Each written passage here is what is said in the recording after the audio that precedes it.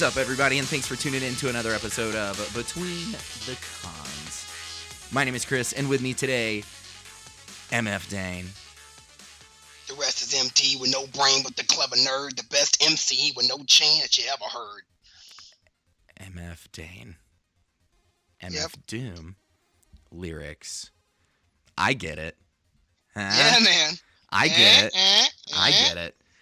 But anyways, thanks to everybody that is listening right now. We appreciate you tuning into the show. If you've hit us up on the internet this week, we appreciate that as well. And, of course, our lovely fans that have left a review on the iTunes store.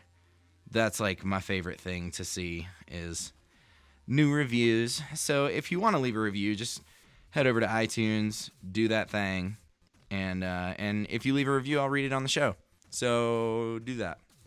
But we've got a pineapple episode for you today. We're going to be talking about the latest and greatest nerdy news, and I think we should just go ahead and do that then. We're going to have a pineapple situation.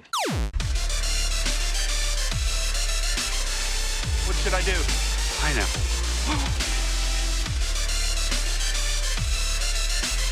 The word that cannot be spoken. Pineapple. Just want to say pineapple. If Pineapples are fun. My dad used to Pineapple. throw them at me. Pineapple. Seriously? Wow. So, they have announced that they are rebooting Hellboy. Great. Yay, hooray, I'm so happy for this. Totally not let down at all that we're not getting the third one. Anyway, Mike Mignola, the creator of Hellboy, is actually announcing that they are going to do a reboot. Honestly, I don't know how I feel about it. Bad. Because I'm a huge fan of the original Hellboy, so it's just, Neil Marshall, the director of The Descent and Dog Soldiers, he's going to be the one that's directing it, apparently, so far right now. And David Harbour, who you guys I might all know as Chief Hopper. Jim Hopper, the sheriff from Stranger Things. Or Sheriff Hopper, not Chief. Sheriff, shut up. I said Leave me Chief. alone. Anyway, Jim Hopper from Stranger Things, the chief, the sheriff, whatever. He is apparently going to star as Hellboy. I'm actually okay with that part because, one, kind of looks like Ron Perlman. Yeah. And two, I really like him as an actor, especially after seeing him in Stranger Things. Yeah. This comes pretty much immediately after the announcement that Guillermo del Toro wasn't going to do Hellboy 3. It was just not going to happen. Which sucks. Yeah, man. I mean, at least they did confirm that this new one's going to be R-rated, which is great. But it bums me out only because I knew what Guillermo was going to do with it. Because he said that he was going to make it like bittersweet, like basically Hellboy becomes who he's supposed to be and brings about the apocalypse. Yeah. He eventually decides to use these powers to protect humanity. Which, cool, great, all right? But that's not what I was the most excited about. I was excited to see his kids. Them babies. They were going to have twins. Like, he and Liz were going to have twins. And I read that Guillermo said that, like, apparently what he said was, like, one was going to look like Hellboy and one was going to look like Liz. So one was going to be, like, a demon and one was going to be an angel. That would have been sick. That would have been really cool. Although it does... is weird, though, because John Hurt was Broom. He was, like, the keeper. So, I don't know.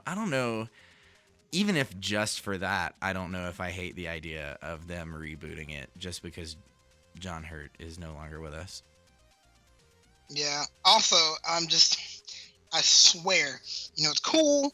They can do it all they want, but they better just go ahead and give it up and just call Doug Jones back to be Abe Sapien. They better. There's no point. He was did the best. Such a good job. He was great as Abe. And he's a goofy looking dude. He's a goofy looking dude without the Abe Sapien makeup. So he kind of Right? needs it, you know? Yeah, he's like now like he's like one of the most accomplished actors out, especially for wearing goofy costumes and causing major amounts of like anguish to himself. That's Because like he played Death in Hellboy 2, and he couldn't even like they literally to make him fly, they just were picking him up because he couldn't move with it on. Like it was so heavy on him. He wears like almost everything he's in. He is heavily made up because he's like he just like couldn't. He's a weird looking dude. Yeah, like I think about like how he's in Pan's Labyrinth. Like he was the fawn in Pan's Labyrinth. Yeah, he was the Silver Surfer in those movies we don't talk about. Yeah. Like every time there's like some weird, lanky, creepy human you need, they call him up. I got a guy. Also, I think one thing I'm curious about.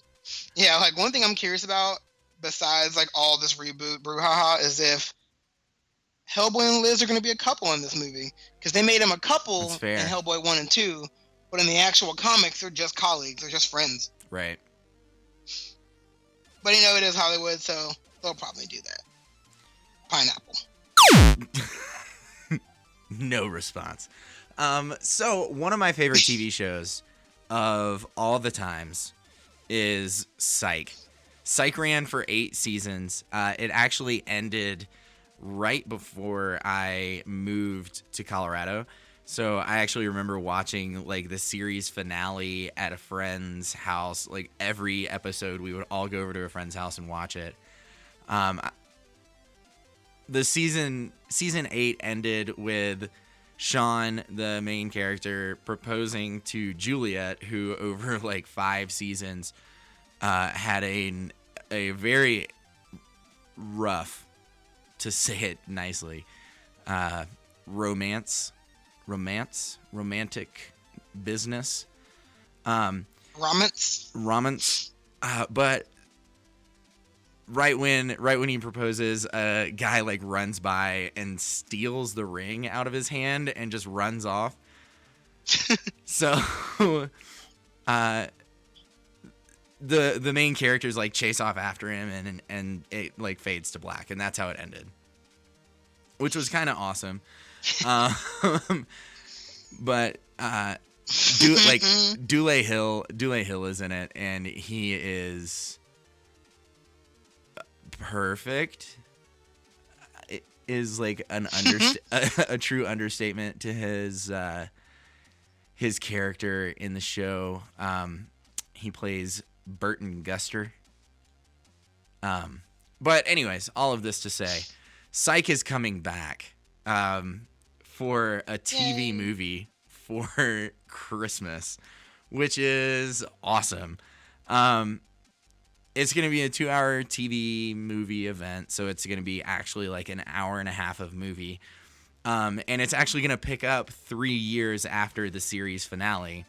So basically treating time like time. So the same amount of time will have passed in real life as it has on the show. But I said all of this stuff about the proposal at the beginning because I think that it's really interesting because of how rocky the relationship has been.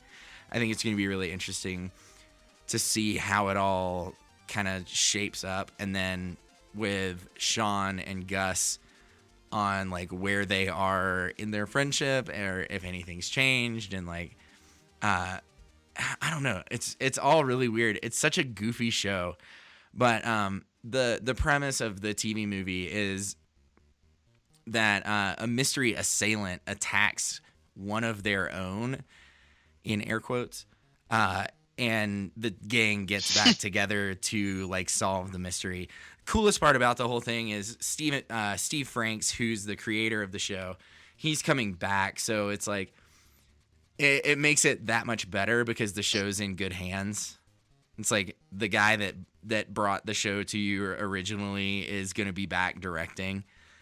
So that's really awesome. Hopefully Netflix will throw all of Psych back up because they recently took all 8 seasons off like maybe 3 or 4 months ago. So hopefully they'll put that all back up. So if you haven't seen it, you can crush it. It's a hilarious show, start to finish. I don't think there was a single weak season. I enjoyed it, but I'm really excited that Psych is returning, and that's what I'm trying to say here. Pineapple. I see. Okay.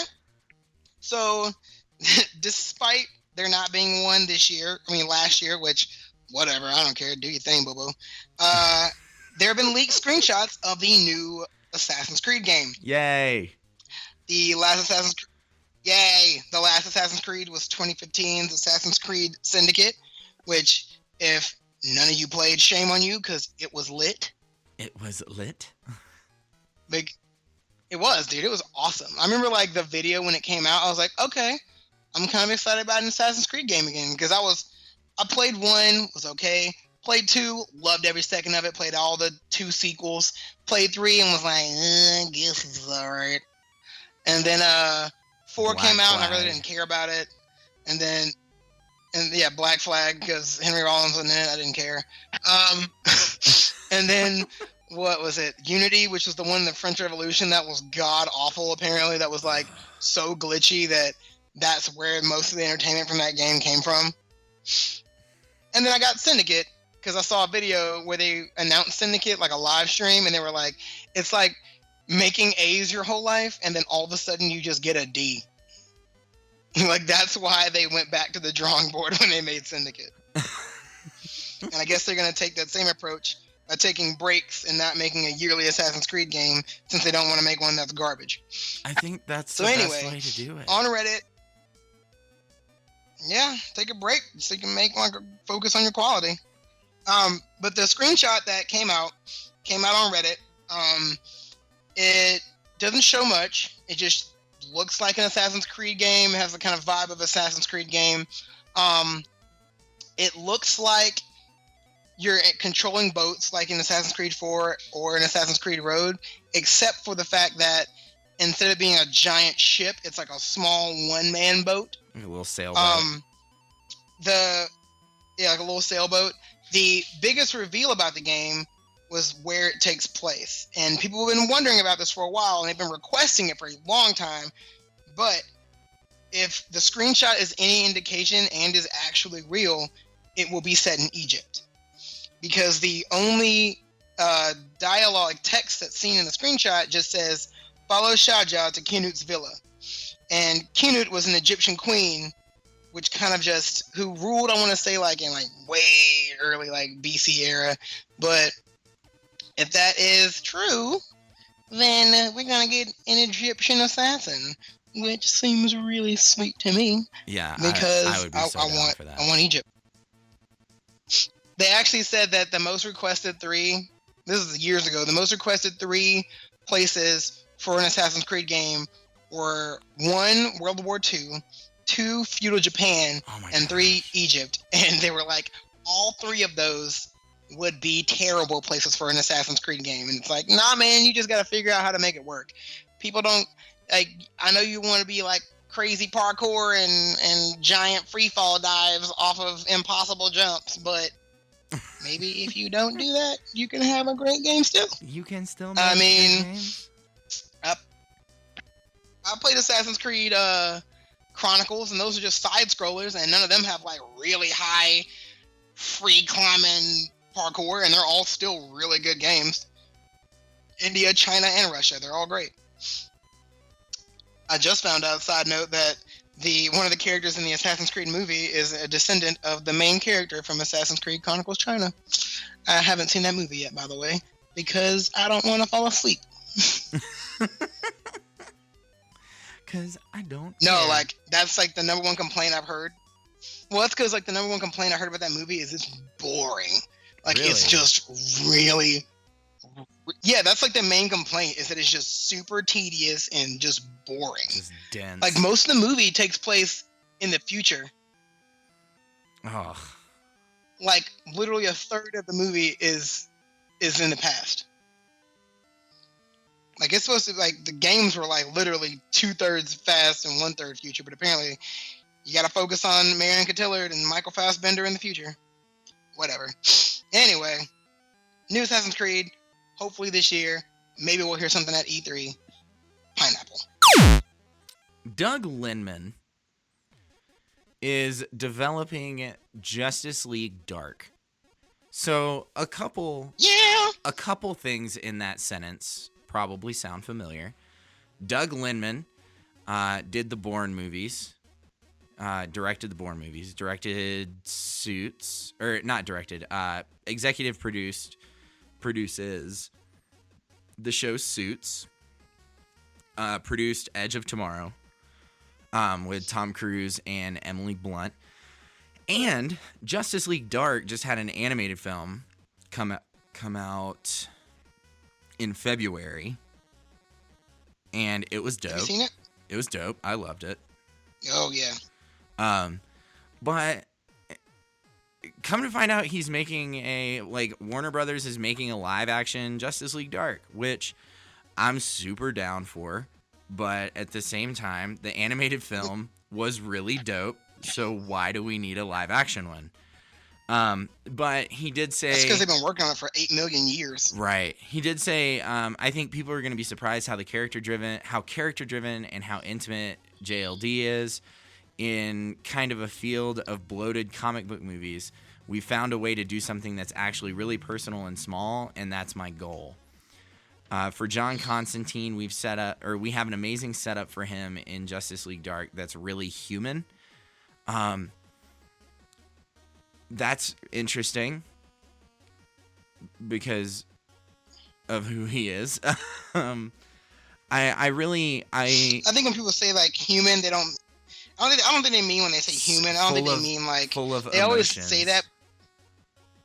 Yeah, that's what they mean. They mean it's emotional, not like staticky and not and big superhero-y. Yeah, I think the biggest thing for me is Matt Ryan got robbed when CW took Constantine off the air. It was actually really excellent. The show, in my opinion, was the best of any DC show that was on the air. He made a couple appearances to come back on the show or back on TV. He showed up in an episode of Arrow. But for me, he also voiced John Constantine in the animated film. For me, I just want to see Matt Ryan as Constantine. I think that he did such a great job. I think it would be kind of irresponsible to not have him come back as Constantine. Or they can just get Keanu back. No, thank you. But no, one of the most interesting things about it though is that Guillermo del Toro, once again coming up in this Pineapple episode, was developing a Justice League Dark, and that's what Warner Brothers was working on so long, was Guillermo del Toro was going to be doing it. But nothing ever came of it. So I'm looking forward to seeing what Doug Linman brings to it, but with his resume, I'm really looking forward to saying it would have been better if Guillermo del Toro did it, especially because it's Justice League Dark, and I feel like del Toro would have had some cool visuals. Yeah, kind of getting tired of Guillermo del Toro, honestly. Mainly because I love everything he does, but he has canceled so many movies that, like, he's not directing Justice League Dark. He's not doing Hellboy 3. He's not doing Pacific Rim 2. He's not doing In the Mountains of Madness. It's like, dude, can you finish what you start? Movie? Like, stop hyping up everyone to, like, all these things that we know with your, like, creative eye would be amazing, and then just being like, nah, man, I don't have time. Maybe if you decide to do one thing, what are you doing that you don't have time? Because from where I'm sitting, you're not doing anything other than brainstorming.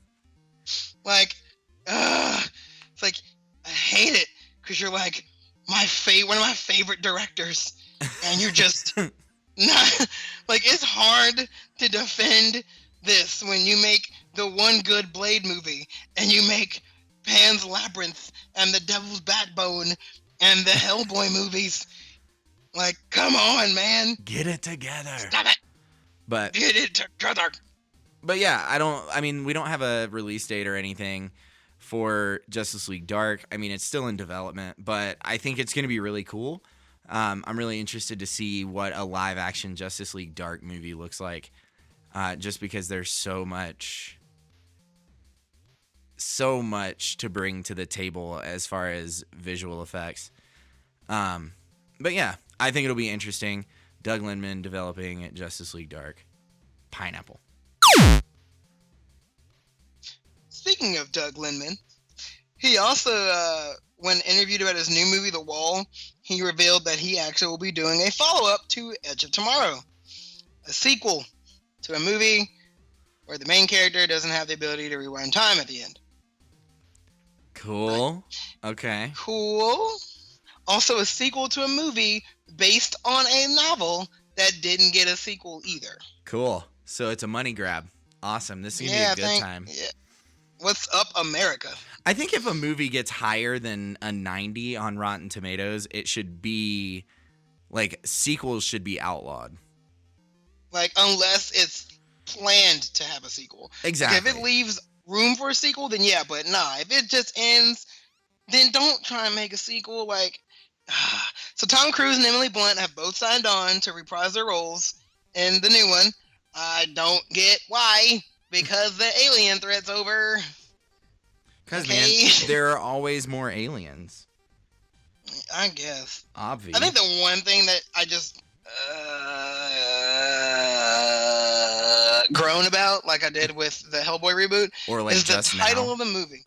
Yes. Oh, it's the bad. title of the movie is called Live, Die, Repeat, and Repeat. And I guarantee you, when it comes out, it's gonna be called Edge of Tomorrow, Live, Die, Repeat, and Repeat. It's like what's the stupid name for the Wreck-It Ralph movie? Ralph breaks the internet. Wreck-It Ralph 2. Yeah, like, come on, man. We have better marketing people than this. Right? Like, also, can we just say that? Why did they say breaks the internet? Why didn't they say Ralph wrecks the internet? It doesn't, cause Disney. So yeah, it's there's nothing known about the movie. There's no plot. There's nothing of that. It's just that Tom Cruise and the main stars are coming back. Got a dumb title that makes me do that Waka Flocka okay meme face. Just okay. Okay. And just eye roll. Yeah, just eye roll and just move on. Like, I just I don't get it. But yeah, not happy about it. Pineapple. So this one is more just, I just want to repeat it into a microphone because I think it's funny. Dave Bautista, you know, the wrestler who is also an actor? Let's go with Drax? former wrestler. Who's basically just reading lines as dryly as possible to play the character of Drax in Guardians of the Galaxy. I mean, or he's the best martial arts movie villain of all time. Because I feel like that's what he plays in a lot of movies nowadays. He just plays in B movies as a villain for martial arts movies. Or he's like in one of the biggest blockbusters of all time. I don't understand it, but whatever. Yeah. But he's just out there spreading rumors.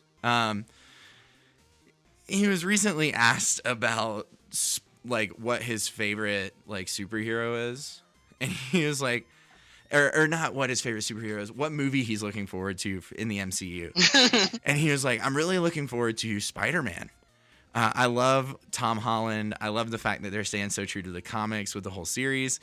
And I think that it's because Marvel Studios has gotten involved.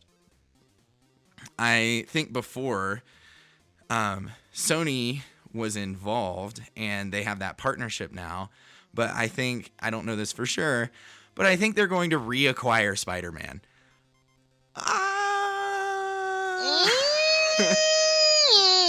Here's the thing, though. I don't know if Dave Bautista knows the gravity of what he just said, Because that's like a huge thing to say.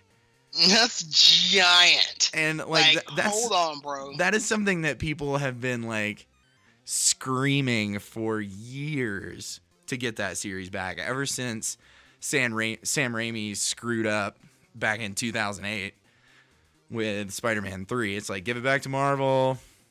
Honestly, I'm going to defend Sam Raimi. And just like the Amazing Spider-Man movies, I'm going to blame Sony. Yeah. But they can't keep the little pockets. They got to try and line their pockets as much as they can. Yeah, so and even Sam Raimi is like, he has said like, yeah, Sony wouldn't let me do what I wanted to do.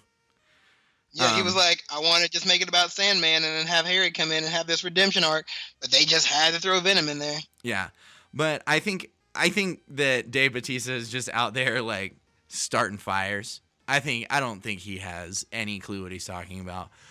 So I don't think it's very likely that that's going to happen. And the reason for that is Sony has already like very openly discussed that they have plans for Venom. They have plans for Black Cat. They have plans for Silver Sable. I don't really understand why they would just give up the Spider-Man character if they're going to have those other characters in movies.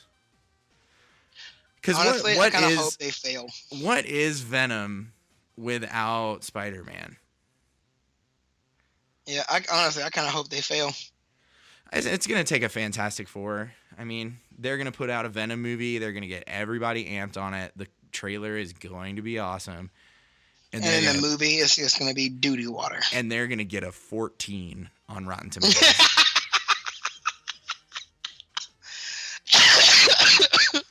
I just killed Dane. Oh my god, that was too good. Just like straight up hype it. Everyone's gonna be hyped up, and then like that first week of reviews are gonna come out, and it's just gonna be a dumpster fire. Like,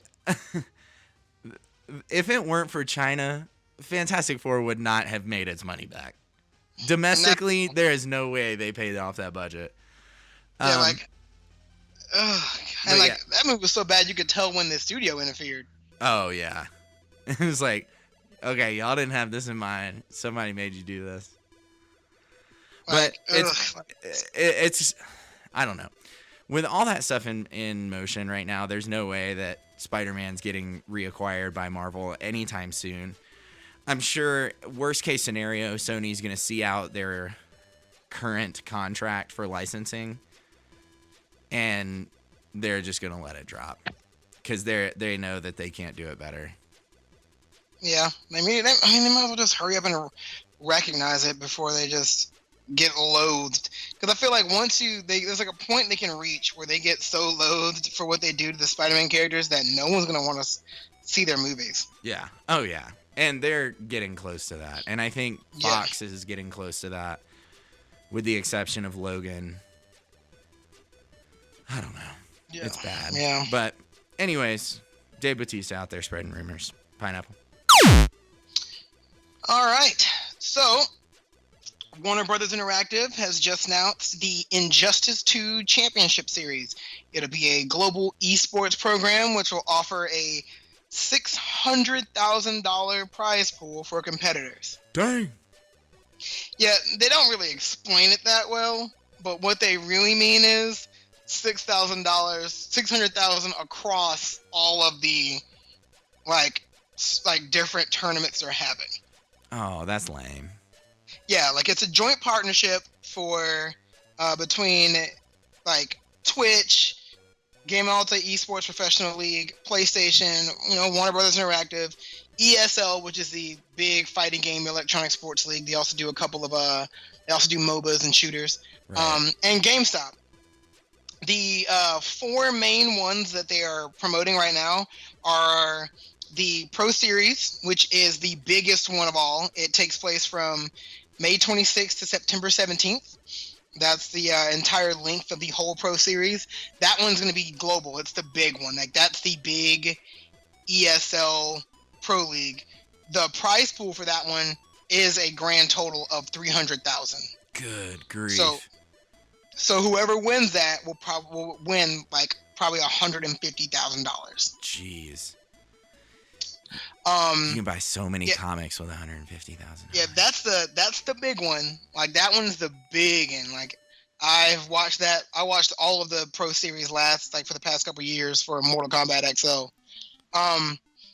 The next one is the Hometown Heroes. That one's for GameStop. That one takes place between June 4th and August 27th. That'll be just the USA's prize pool. That one actually only is that's probably one of the smaller prize pools. That one's actually going to be $5,000. That is pretty tiny. Yeah, it's also like a short tournament too. The other one that's $5,000 is the Liga Latina, which is the Latin American one. That's from May 27th to August 12th. That's also got a $5,000 prize pool. And then Injustice 2 Path to Pro, which will be the European tournament, which will be May 20th to August 19th. That one is $20,000. I'm guessing, if you couldn't tell, that does not add up to $600,000. So I'm guessing the Pro Series one is probably multiple ones, so it's probably actually more than $300,000. Right. Also, they're probably not going to put it in there, even though it's obvious. They're probably not going to put in Evo, because Evo is the big... Evo, if you guys don't know, Evo is the Super Bowl of fighting game tournaments. Like, right. They do a big one each year. It's insane. I'm actually trying to. I actually just registered for both the Hometown Heroes and the Pro Series because I love fighting games. I really want to get good. I doubt I'll make it to like the top 8, but I want to get really good at it. In fact, if I could, I would go. I already have plans because if I wasn't going to a wedding in Tennessee next month, I would probably go to Orlando and participate in CEO. CEO is one of the bigger primary fighting game tournaments in Orlando. It is a huge deal. My favorite part about CEO, if you've never seen it, for anyone listening, and for you, Chris, what?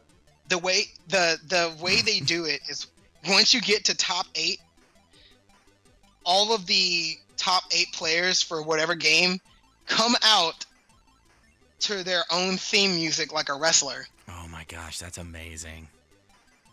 And the fight takes place inside of like a half wrestling ring. Yeah. My personal favorite, because I don't know if but the fighting game community is pretty much like wrestlers. Like they hype themselves up like wrestlers. They talk trash like wrestlers. My personal favorite right now is this guy named K-Brad, who's had this like rivalry with this other guy named Wolf Crone. 2 of my favorite moments of his, one was he came out to he beat Wolf Crone in a tournament, and instead of like popping off, a pop-off is where you just start talking trash or you just big up yourself for winning the match. He didn't cheer. He didn't go crazy. He stood up. He looked Wolf Crone and he stood in his face and was like, "Are we good?" And then took his headphones off and says, "I want to hear you say it. Are we good?" Oh my gosh. Dude, it is insane. But also because 2 years ago at CEO, K-Brad came out to Stone Cold Steve Austin's music, did the entire Steve Austin like saunter walk up to the stage, got up on the turnbuckle, someone tossed him a Red Bull, got up on the other turnbuckle, someone tossed him another Red Bull, he cracked them both open, he chugged them like Steve Austin, threw him down on the ground, and then he stone cold stunned the announcer. What? Not even good. That's exactly what happened. That is ridiculous. Yeah, and like I said, and also I said since I'm not going to that one in CEO, if it wasn't for the fact that I'm going to Slossfest in Birmingham a week before, I'd probably also go to Evo, which is in Las Vegas. Last year, Evo was covered by ESPN. That's how big it got. Oh my gosh, that's insane. I think Evo this year, I think it's like 5,000. The cap for players at Evo this year for Injustice 2 alone is 5,000. Yeah. What? Yeah.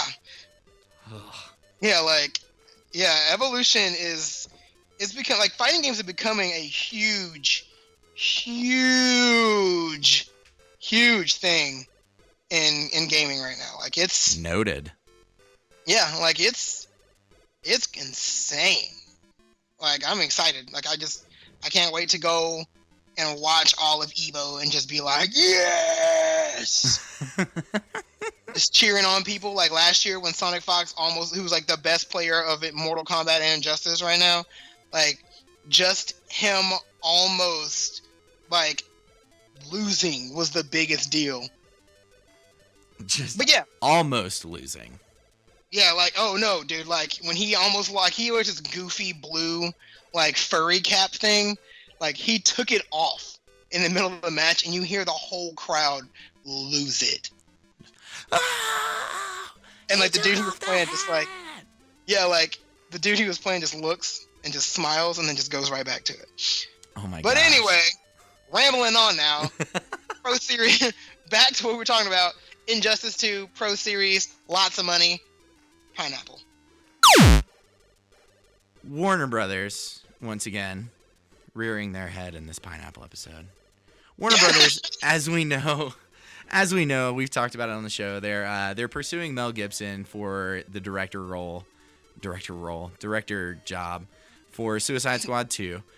We've already talked about how so excited I am for that. But recently, Variety had an interview with Guy Ritchie, and someone asked, has Warner Brothers approached you with an offer for anything? Just generally. This is the most general, non-pointed question. And he avoided it like a champion. But he did say, I'd quite fancy doing Suicide Squad 2, because I thought I could do a good job with it. I mean, I can't do it because I'm doing something else, but I feel like I could really do something with that. Why would you even say that? Like, if you can't do it, like, I would pay so many monies to see Guy Ritchie do Suicide Squad 2. I think that would be so fun. But I just thought, I thought it was like just the tease of all teases for him to say that. But if it's not Mel Gibson, Warner Brothers does have their eye on a couple other directors. Ruben Fleischer is one. He did Zombieland and Gangster Squad. One of those two being really great, the other one being an absolute waste of my time. Daniel Espinosa, which is a really interesting choice. Daniel Espinosa did a movie called Safe House with Ryan Reynolds and sexy black man Denzel. There we go. Yeah. It wasn't. I like that movie. It's fun. Yeah, it was a good movie. Daniel Espinosa also did Life, which recently came out, also starring Ryan Reynolds. Neither of those movies really fit what I feel like Suicide Squad should be, but he definitely has some good acting chops. And then the last one is Jonathan Levine, which is the one that I would least like to see. He did the night before and 50-50, which were Seth Rogen, Joseph Gordon-Levitt films. And then he also did Warm Bodies, which was like the love story about the girl that falls in love with the zombie. He also did one of my favorite movies of all time, The Whackness. He did do The Whackness. That is true. That's like one of my favorite movies of all time. Yeah. Being said, nah, I don't really see him. Yeah, I don't either. His movies are too like, I mean, 50-50 was really heavy. That was the one about Joseph Gordon-Levitt having cancer. Yeah. But it's Night not. Before was heavy. I never saw it, but it's like, it's the kind of thing where he really knows how to do the comedy and he knows how to do the heavy, but I don't think that's what, like, I don't know how well he would handle the action. I think if anybody, Ruben Fleischer with Zombieland probably would be the best choice. Yeah, like as soon as you said like Ruben Fleischer, I was like, you know what? Zombieland though. Yeah, he did a good, like, Zombieland is a little more campy than Suicide Squad should be, but I feel like it's the right tone. Yeah, like he's the only one who can probably pull it off. Mel Gibson doesn't have anything like that in his arsenal. Like, he has no Zombieland, Suicide Squad kind of comedy action film. But like, I mean, Mel Gibson has comedic chops, but how can he direct it though? Right, exactly. Yeah, and that's what I'm kind of wondering. But I don't know. We'll see. Suicide Squad 2 is going to happen, and our input is going to be so far out of the minds of everyone at Warner Brothers. But I am interested, like, what you people think. What out of those four, who do you think would be the best and why? So hit us up on the internet. Let us know. So hit us up on the internet webs. The internet webs. Pineapple. So, Avengers Infinity War, they got the filming going on right now. But Chris Hemsworth and a Rocket Raccoon stand-in, so AKA Sean Gunn, I assume, were spotted on set together during filming a scene for Infinity War in Scotland. Interesting. Yes. That's interesting that Thor and Rocket have a scene together. That's awesome. But two, that's interesting is the scene seems to include the statue from Thor's apocalyptic vision that Scarlet Witch gives him. Where everyone dies. And Heimdall's like, we're in hell because of you. Speculations have run rampant as to what this could mean. I've heard all kinds of things about it. One was that Thor has to go to the realm of Hela to find somebody. One thing that a lot of people have been saying, which is kind of cool to think about, is that Thor ends up dying, or he ends up going to hell, and that maybe Rocket ends up traveling through dimensions, and ends up finding him. Yeah, well, one of the things about it is Ragnarok happens before Infinity War. This is known. But also, we know that for the majority of Ragnarok, he's fighting Hela. Yeah. So she destroys Mjolnir. Maybe it ends with him going to hell or defeating her in hell or something. I mean, he could get stuck. Maybe he gets stuck in the end. Maybe. I mean, it's a Thor standalone movie that will lead into Infinity War. So I